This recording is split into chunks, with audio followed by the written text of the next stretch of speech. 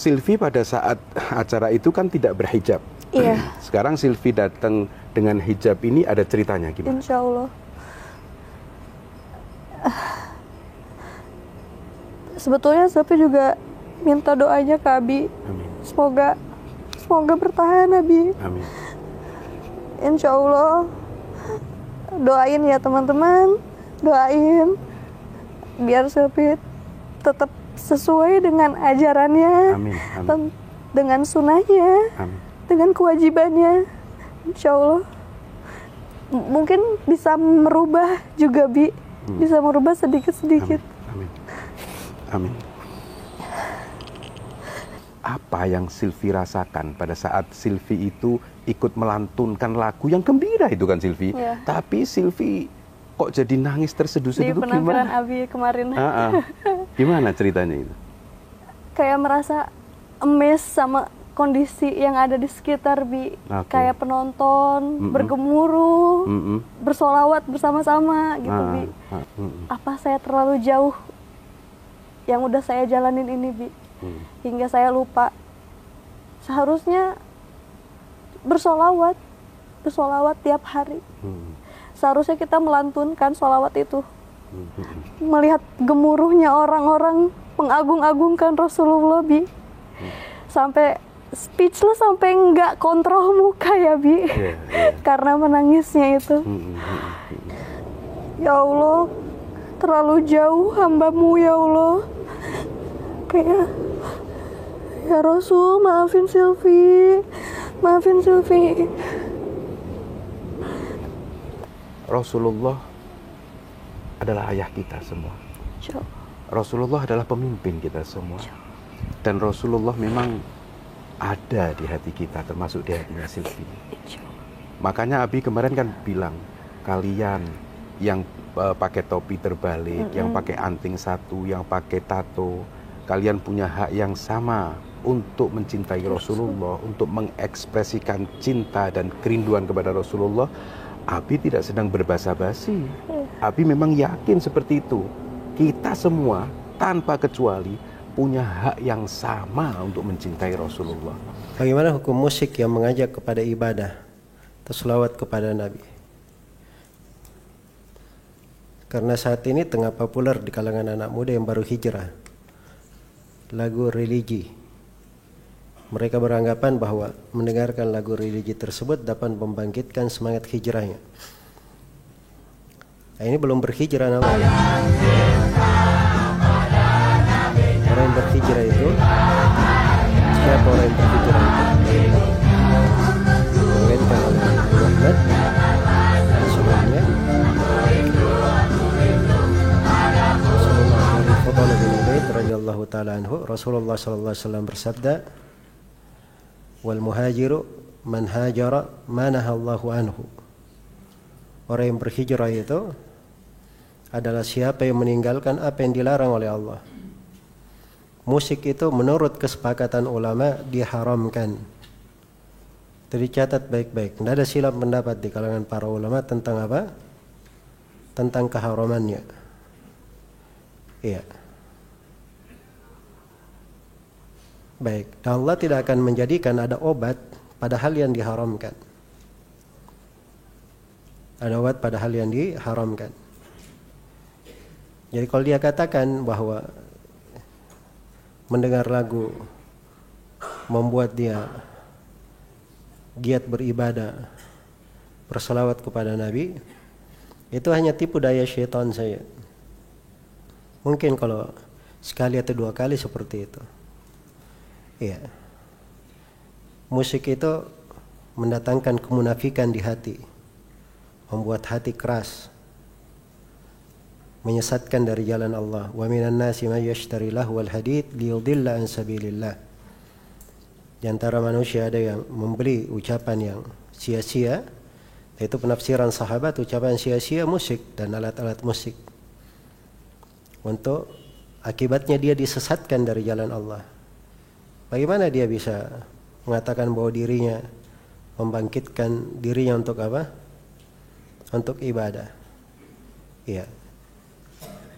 Dan ini sudah kena musibah sebenarnya, sebab dia menganggap bahwa dia bisa beribadah kalau dengar musik. Itu sudah kena musibah dari sisi itu. Iya. Salah satu bahaya musik itu dia memalingkan dari Al-Quran. Seorang itu kalau baca Al-Quran, nah itu bertambah keimanan, semakin beribadah, semakin cinta kepada Nabi Shallallahu Alaihi Wasallam. Bersalawat sambil bernyanyi-nyanyi, ini termasuk bid'ah mengada-ada dalam agama. Tidak ada contoh dari Rasulullah Sallallahu Alaihi Wasallam, tidak pula dari para sahabat radhiyallahu taala anhum ajma'in. Kemudian yang ke-9, salawat diiringi musik. Ini lebih parah lagi. Menyanyi diiringi musik lagi, bahkan tidak jarang sambil berjoget-joget. Na'udzubillah. Ini bisa jadi jemaah sekalian termasuk penghinaan kepada syariat Islam, kepada ibadah salawat, kepada Nabi Sallallahu Alaihi Wasallam. Kenapa? Karena musik itu sendiri adalah maksiat. Bagaimana mungkin seseorang beribadah kepada Allah sambil berbuat maksiat? Musik itu maksiat berdasarkan kesepakatan ulama 4 madhab, berdasarkan hadis-hadis yang sahih.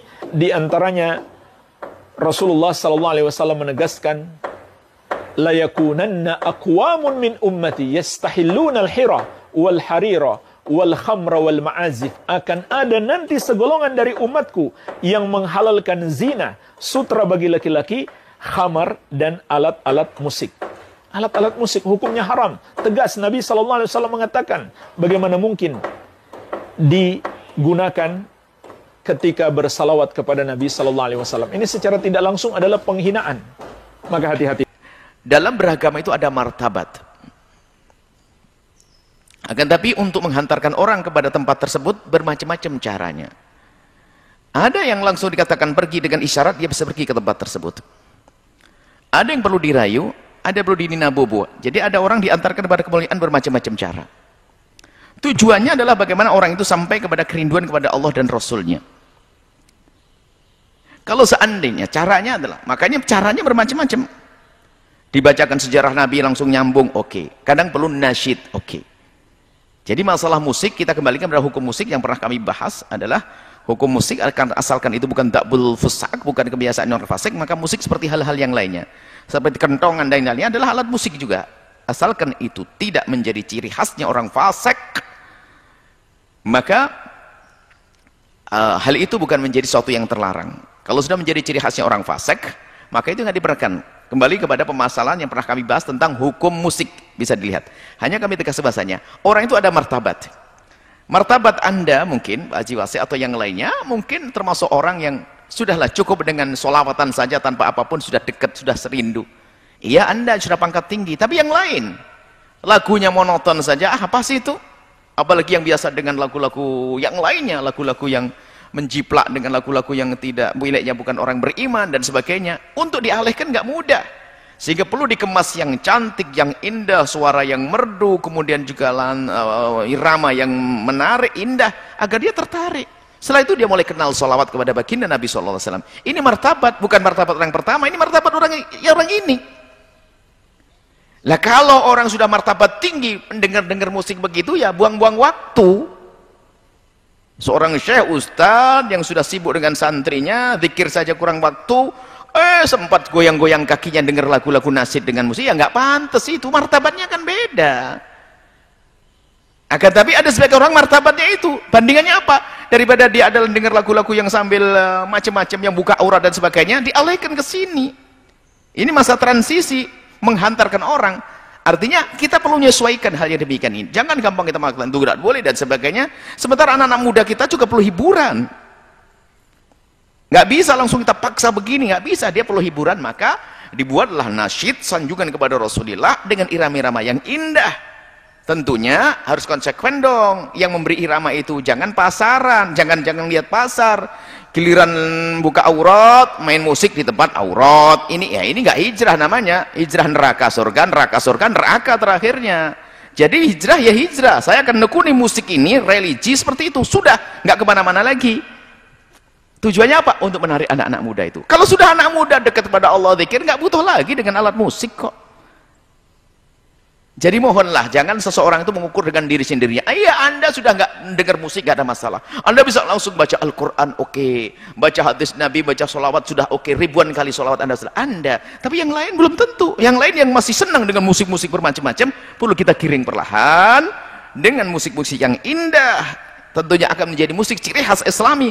Cukup dengar ketukannya saja sudah nuansa Islami. Yang saya disebut dengan istilah religi, hal-hal yang diperkenankan dalam Islam. Seperti itu. Jadi hal ini adalah berbeda. Ada makom fatwa, ada makom irsyad. Nah, irsyad itu memberikan petunjuk kepada orang, kepada yang lebih mulia. Sehingga kalau ada orang bertanya, musik bagi saya boleh enggak kira-kira? Ya enggak boleh lah untuk kelas kamu kok musik-musik begitu. Kamu kan kelas seorang guru turkoh, guru torekoh, guru fikih, habis masa ini enggak pantas. Dengar-dengar musik enggak cukup waktu untuk itu. Oh iya sudah. Kalau saya Ustaz, saya gimana? Siapa ente? Saya di kampus begini-gini, teman saya adalah pemusik band semuanya. Oh iyalah, boleh kamu tapi jangan itu yang salawat kamu. Ini model orangnya itu beda. Jadi kita itu dakwahnya para ulama dulu juga begitu, tidak langsung pangkas, nggak boleh ini, nggak boleh. Disesuaikan. Cuman kita harus tahu bahasanya ini adalah masa transisi untuk menyeberang ke pulau seberang menuju ini. Kalau jangan balik lagi. Dan jangan menikmati di situ. Jadi seperti itu. Jadi kita juga mendukung anak-anak muda yang berkreasi untuk menciptakan syair-syair indah tentang sanjungan kepada Rasulullah dibarengi dengan lagu-lagu yang menarik untuk menarik mereka-mereka yang masih saat ini tenggelam di dalam dunia musik yang tidak jelas atau bahkan yang jauh dari Allah. Untuk dientaskan melek masing lihat musik nuansa Islami terus digiring sehingga nanti di saat dia kenal Allah, kenal Al-Quran, kenal sholawat, ini akan berkurang itu semuanya. Seperti itu. Jadi ada tahapan-tahapan di dalam kita mengajak orang kepada kebaikan. Jangan dianggap orang itu satu model, karena kesalahan dalam berfatwa dan berdakwah adalah menganggap orang satu model, nggak akan berhasil di dalam dakwahnya.